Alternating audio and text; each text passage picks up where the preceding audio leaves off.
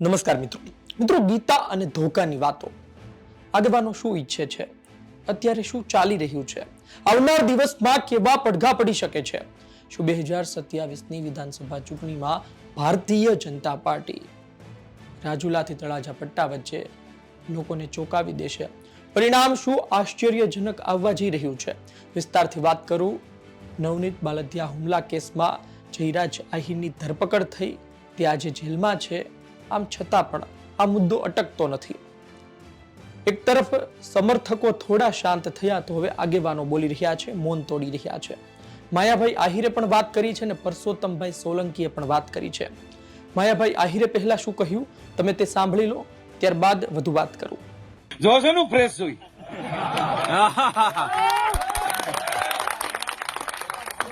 કારણ કે હું ગીતાને માનું છું, ભગવાનને માનું છું. જે અર્જુન જે થઈ રહ્યું છે એ બરાબર થઈ રહ્યું છે, અને જે થયું એ પણ બરાબર થયું છે, અને જે થશે એ પણ બરાબર થશે. બસ આ દ્વારકાધીશ કે હું નહીં. હવે સાંભળ્યું કે માયાભાઈ આહિરે શું વાત કરી. અતિ મહત્વનો ઈશારો હતો માયાભાઈ આહિરની આ નાની વાતમાં. તેમણે કહ્યું કે ભૂતકાળમાં જે થયું તે બરોબર થયું, જે થઈ રહ્યું છે તે બરોબર છે, અને ભવિષ્યમાં જે થશે એ પણ બરોબર હશે. ગીતાની વાત સાથે તેમણે આ કહ્યું, પરંતુ તેમનો ઈશારો અતિ મહત્વનો માનવામાં આવે છે. અને 3 વિધાનસભા માટે તળાજા, રાજુલા અને મહુવા માટે જેની ચર્ચા છેલ્લા થોડા મહિનાથી ખૂબ થઈ રહી છે. હવે તમે સાંભળો કે પરસોત્તમભાઈ સોલંકીએ શું કહ્યું. બધા રાજકારણીઓ કરતા બધા વાતો કરી અને ભાગી જતા, પણ એમાંનો હું નથી.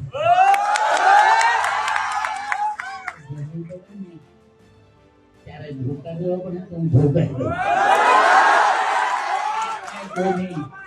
મને કોઈ મર્યાદા હોય. હવે સાંભળ્યું કે પરસોત્તમભાઈ સોલંકીએ શું વાત કરી. આમ તો પરસોત્તમભાઈ સોલંકી ખુલીને બોલવા માટે જાણીતા છે અને આ પહેલી વખત નથી.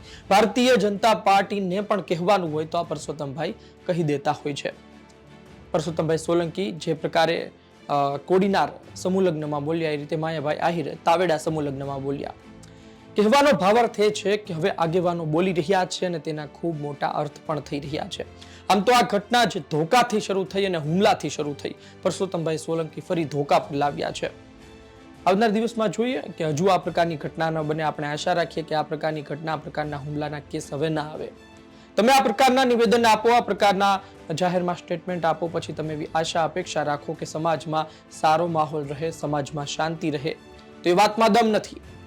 આગેવાનો, મોટા નેતાઓ જો ખુલીને બોલે અને બેબાક નિવેદન આપે તો તેની અસર સામાન્ય માણસના મસ્તિષ્કમાં ખૂબ મોટી થતી હોય છે. સમાજના નાના બાળકોથી લઈ મોટા સુધી એ નિવેદનને અતિ મહત્વથી સાંભળતા હોય છે અને તેને લેતા પણ હોય છે આગળ પોતાના જીવનમાં. માયાભાઈ આહિરે જે વાત કરી એ વાત પણ એક સૂચક ઈશારો છે. છેલ્લા થોડા મહિનાથી મહુવા, તળાજા અને રાજુલામાં આ જ ચર્ચા ચાલી રહી છે.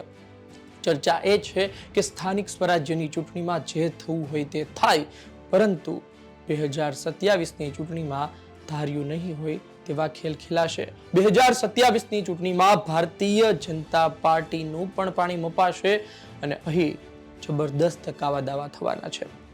તેનું કારણ છે કે રાજુલા વિધાનસભા જ્યાં અમરીશ ડેર કોંગ્રેસમાંથી જીતતા હતા, એ અમરીશભાઈ ડેર આજ ભારતીય જનતા પાર્ટીમાં છે.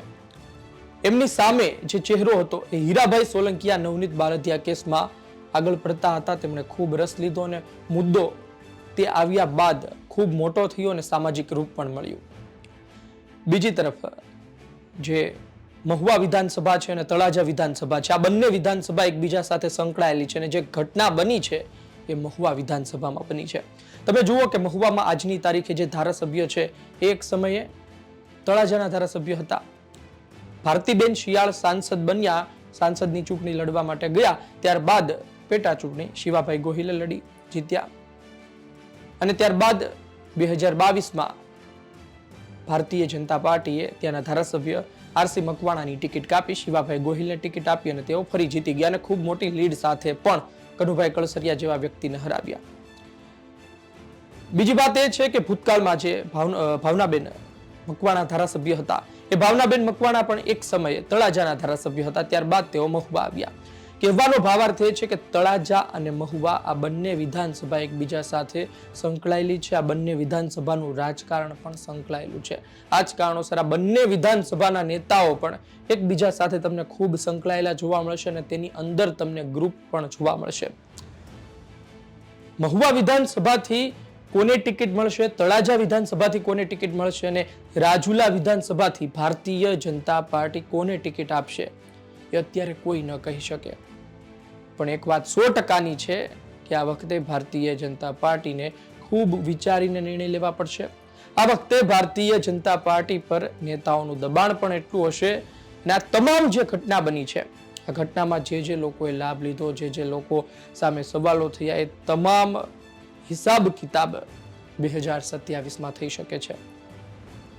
જે રીતે 2017ની વિધાનસભા ચૂંટણીના હિસાબ કિતાબ આ 2026ની શરૂઆતમાં થયા, એ જ રીતે કહેવામાં આવે છે કે આ 2026માં હિસાબ કિતાબ કરવામાં થોડું વધી ગયું અને હવે તેનો પણ હિસાબ કિતાબ થશે, તેના પણ પડઘા પડશે, પરંતુ 2027ની વિધાનસભા ચૂંટણીમાં હજુ લાંબો સમય છે. કોને ખબર કે આ બધું આમનામ ચાલે, અંદર ખાને સમાધાન પણ થઈ જાય. ભારતીય જનતા પાર્ટી ઘણી ફાઇલો ખોલે, ઘણાના ધંધા બંધ કરાવે, તો ઘણા લોકો સીધા પણ થઈ જાય, પરંતુ એ સમય બતાવશે. હાલની પરિસ્થિતિ એ છે કે આવનાર દિવસમાં એ પટ્ટામાં જબરદસ્ત રાજકારણ ખેલાવા જઈ રહ્યું છે.